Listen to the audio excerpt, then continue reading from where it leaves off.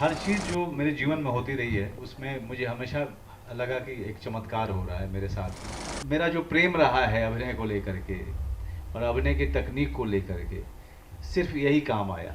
मैं अगर 2 महीना काम नहीं करूं तो मैं बेचैन हो जाता हूं। मुझे सबसे ज़्यादा आकर्षित करता अगर कोई चीज़ तो वह है अब अभिनय में एक नया काम, एक बड़ा काम, एक चुनौती भरा काम। अगर किसी एक बॉक्स में बंद होकर के रहना पसंद नहीं है मुझे, मैं बोर हो जाता हूँ सर। जब यात्रा हो और जब मैं मुड़ के देखूं, जब मैं सब छोड़ करके कहीं किसी आश्रम में बैठा रहूं, तो जब मैं पीछे देखूं तो कहीं ना कहीं एक संतुष्टि हो कि जो जीवन मुझे परमात्मा ने दिया था मैंने उसके साथ भरपूर न्याय किया। क्या क्या हर्डल्स आए इसमें, और सबसे बड़ी बात कि जिस शख्सियत को एनएसडी ने 2 बार रिजेक्ट कर दिया था, 3 बार रिजेक्ट कर दिया था, आज वो एक नामचीन हस्ती है फिल्मी दुनिया की। तो ये मतलब एक बिल्कुल बोलते हैं जीरो से लेकर जो शिखर तक का सफर था, वो कैसे तय किया, खासकर भीखू मात्रा से लेकर आज जो भैया जी के रोल में मैं आपको देख रही हूँ जी, इस पूरे सफर के बारे में ऐसी कोई अनफॉरगेटेबल चीज या कोई ऐसी बात जो आप बताना चाहेंगे? जी बहुत बहुत धन्यवाद। पहली बात की 6 फिल्म करनी है, 7 है। पद्म भूषण पद्म श्री भी है सर। जी नहीं, देखिए हर चीज़ जो मेरे जीवन में होती रही है उसमें मुझे हमेशा लगा कि एक चमत्कार हो रहा है मेरे साथ में। बहुत सारी कठिनाइयाँ, मैं उसके बारे में कभी एक किताब लिखूंगा तब मैं बहुत ही डिटेल में विस्तृत उसकी जानकारी दे पाऊंगा। शायद एक किताब ही कम पड़े, उसके लिए 2 किताब लिखनी पड़ेगी मुझे। लेकिन देखिए बड़ी कठिन इंडस्ट्री है। मैं हमेशा कहता हूँ कि हमारी इंडस्ट्री बाकी हॉलीवुड वगैरह के मामले में बहुत छोटी इंडस्ट्री है, और इसलिए जब गांव में आप होते हैं तो वहाँ की पंचायत बड़ी कठिन होती है।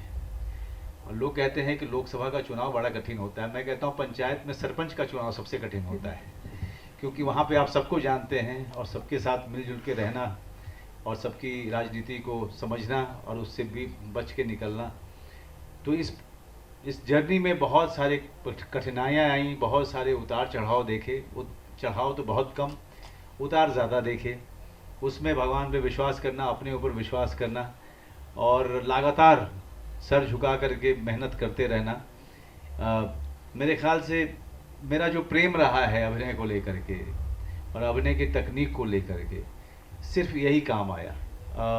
क्योंकि वो अथाह है मेरे अंदर में, बड़ा जुनून है मेरे अपने काम को लेकर के। मैं अगर 2 महीना काम नहीं करूं तो मैं बेचैन हो जाता हूं। अभिनय करना मुझे इतना अच्छा लगता है। पैसा, गाड़ी घोड़ा, बड़े घर मुझे अभी भी आकर्षित नहीं करते हैं। मुझे सबसे ज़्यादा आकर्षित करता अगर कोई चीज़ तो वह है अब अभिनय में एक नया काम, एक बड़ा काम, एक चुनौती भरा काम। मेरे ख्याल से यही चीज़ है जिसके कारण भगवान का आशीर्वाद लगातार मुझ पर रहा। आप खुद भी बिहार के हैं सर? जी जी मैं। और ये ट्रेलर देख के लगा कि पिक्चर की जो पूरी मतलब स्टोरी है वो भी बिहार से। कभी तो हमारे जमीन की बात हो, बिल्कुल कभी तो हमारी मिट्टी की बात हो, हम कब तक जो है फॉरेन लोकेशन पे जाते रहेंगे हैं? तो ये फिल्म जो है लोगों की फिल्म है, हमारे देश के लोगों की फिल्म है, हमारी मिट्टी की फिल्म है। और मुख्य धारा की फिल्में बहुत कम हमारी मिट्टी में जिसे कहें स्थापित होती हैं, हमारी मिट्टी के बारे में बात करती हैं। इसलिए ये कहानी मेरे दिमाग में थी बहुत सालों से। मैं इसके ऊपर में कुछ अलग ढंग की फिल्म बनाना चाहता था। अपूर्व सिंह जो मेरा डायरेक्टर है, उसने ये कहानी सुनी तो उसने कहा कि सर मैं एक मेन स्ट्रीम फिल्म बनाना चाहूँगा, उसके लिए कहानी बिल्कुल सही है। तो मैंने कहा ले लो। फिर उसने कहा सर मैं Telugu Tamil main stream film जैसी फिल्म बनाना चाहता हूँ।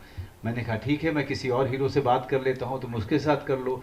उसने कहा नहीं सर मैं चाहता हूँ कि आप ही कीजिए। मैंने कहा यार अब जो है ये काम मैं आज से 10 साल पहले कर सकता था, अभी यार बहुत मुश्किल है इस तरह की कलाबाजियाँ खाना। उसने कहा नहीं सर अब मैं ख्याल रख लूँगा, आप प्लीज़ इसका हिस्सा होइए क्योंकि मैं आपके अलावा किसी को नहीं देख रहा हूँ। तो खैर आज जब ये फिल्म बनी है तो मुझे गर्व इस बात का है। देखिए वो जो लैंग्वेज है ना, वो आपको इंदौर के गांव की भी हो सकती है, वो भोपाल से सटे दूर चले जाओ होशंगाबाद, उससे सटे किसी गांव की कहानी हो सकती है, यो यूपी के गांव की कहानी हो सकती है, वो पंजाब के किसी गांव की कहानी हो सकती है। भाषा जो है हिंदुस्तान में हर 15 किलोमीटर पे बदलती रहती है, 20 किलोमीटर पे। बात यह है कि हम जो बात कर रहे हैं, क्या वो हिंदुस्तान की भाव की बात कर रही है कि नहीं, क्या वो हमारे भारत देश के लोगों की बात कर रही है कि नहीं, क्या हमारे रिश्ते की बात कर रही है कि नहीं। तो उसमें बिलीवेबिलिटी को लेके आना, वो कन्विक्शन लेके आना, उस मिट्टी की बात करना।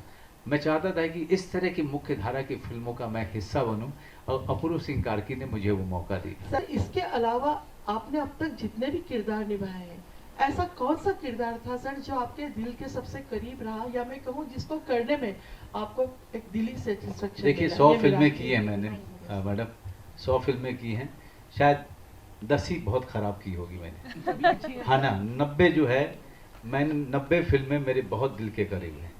लेकिन बीकू महात्रे इसलिए मेरे दिल के करीब है क्योंकि उसने मुझे एक करियर दिया, उसने मुझे एक मकाम दिया, जिसके कारण आज मैं 100 फिल्म कर पाया। तो हमेशा बीकू महात्रे के लिए मेरे दिल में बहुत बड़ी जगह रहेगी।